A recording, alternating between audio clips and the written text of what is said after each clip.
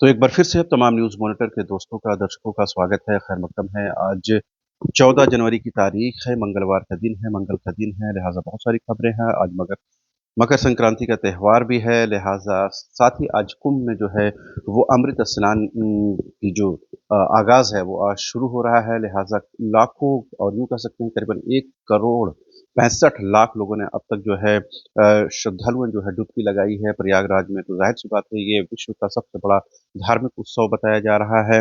इस बीच मकर संक्रांति का त्योहार है, लिहाज़ा आज कहीं न कहीं सरकारी छुट्टियाँ भी हैं। आज कहीं पूरा जो माहौल है वो आपको फेस्टिवल के रूप में नज़र आएगा, लिहाज़ा तमाम लोगों को मकर संक्रांति की ढेर सारी बधाई। कल ही राजधानी रांची में टुसू पर्व भी मनाया गया। मोराबादी से वो तस्वीरें हमने दिखाई किस तरह से झारखंड के मूलवासी समाज के लोगों ने टुसू पर्व के माध्यम से अपनी परंपरा को, अपनी तहज़ीब और तमद्दुन को जीवित रखने की कोशिश की है। बहरहाल अब दूसरी खबरों की तरफ लौटते हैं, बात करते हैं हाई कोर्ट की। झारखंड हाई कोर्ट ने कहा है कि ट्रिपल टेस्ट के बहाने या ट्रिपल टेस्ट की आड़ में लोकल बॉडी इलेक्शन को, नगर निकाय चुनाव को रोकना ये कोर्ट के आदेश की अवमानना है। लिहाजा 16 जनवरी को चीफ सेक्रेटरी से जवाब तलब किया गया है। तो जाहिर सी बात है कोर्ट इस रुख को लेकर बेहद सख्त है कि ट्रिपल टेस्ट के नाम पर जो है लोकल बॉडी इलेक्शन को जो है रोका जा रहा है, उसमें और देरी जो है वो किसी भी सूरत में एक्सेप्टेबल नहीं है।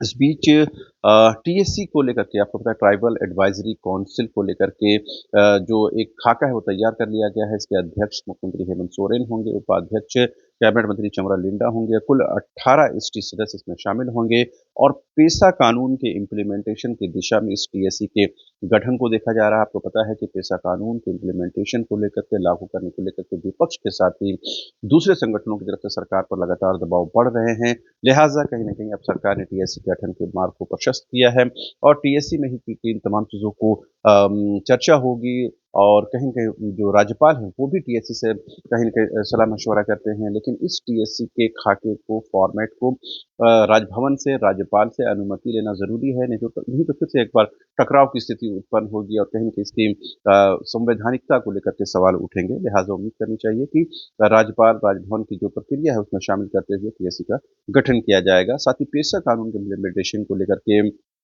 कल भारत आदिवासी पार्टी के नेता और तमाम लोगों ने कल एक प्रेस कॉन्फ्रेंस किया और कहा कि सरकार की मंशा ठीक नहीं लगती है। जनता ने जो है झारखंड आदिवासी और मूलवासी समाज के लोगों ने जो है पेशा कानून, सीएमटी, एसपीटी इन तमाम कानूनों को सख्ती से इम्प्लीमेंटेशन को लेकर जनादेश दिया है। लेकिन सरकार जो है इससे मुँह चुरा रही है, लिहाजा इसमें और देरी जो है किसी भी सूरत में बर्दाश्त नहीं होगी। बीते दिनों रघुवर दास झारखंड के पूर्व मुख्यमंत्री ने भी कहा था कि 5 साल सरकार ने इसी तरह ज़ाया कर दिया, एक बार फिर से सरकार को मैंडेट मिला है। लिहाजा हर हाल में जो है पेशा कानून को इम्प्लीमेंट करना चाहिए। तो ज़ाहिर-सी बात है कहीं न कहीं टीएससी की जो गठन है, वो उसी दिशा में एक कदम बताया जा सकता है।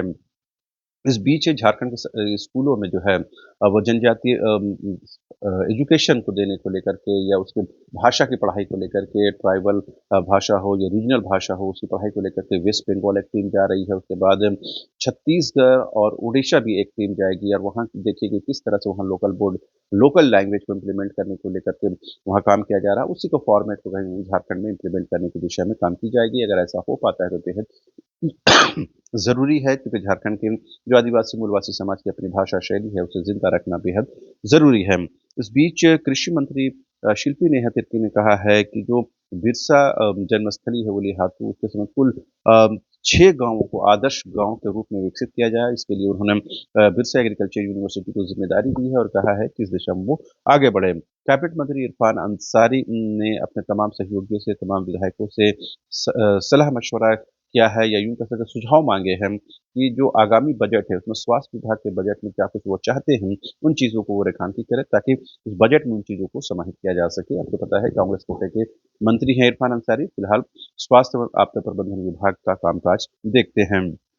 इस बीच हॉकी इंडिया लीग का मुकाबला आपको पता चल रहा है झारखंड में वुमेन्स हॉकी इंडिया लीग और एचआईएल के तहत कार्यक्रम हो रहे हैं। राजधानी रांची के जो है एस्ट्रो टर्फ मैदान में मुकाबला खेला जा रहा है। कल झारखंड ने वेस्ट बंगाल को जो है 4-1 से हराया है और तो जाहिर सी बात है इसमें झारखंड की टीम का दबदबा देखा जा सकता है। Salima Tete player of the match रही हैं। तो जाहिर सी बात है झारखंड की जो अपनी पहचान और शिनाख्त खेलों को लेकर के है उसकी मजबूती एचआईएल के टूर्नामेंट में देखा जा सकता है। इस बीच मौसम का मिजाज एक बार फिर से बदल गया है। मौसम विभाग की माने तो अगले कुछ दिनों में सर्दी और बढ़ेगी और यहाँ तक कहा जा रहा है कि राजस्थान, मध्य प्रदेश में अगले 1 सप्ताह तक बारिश होगी।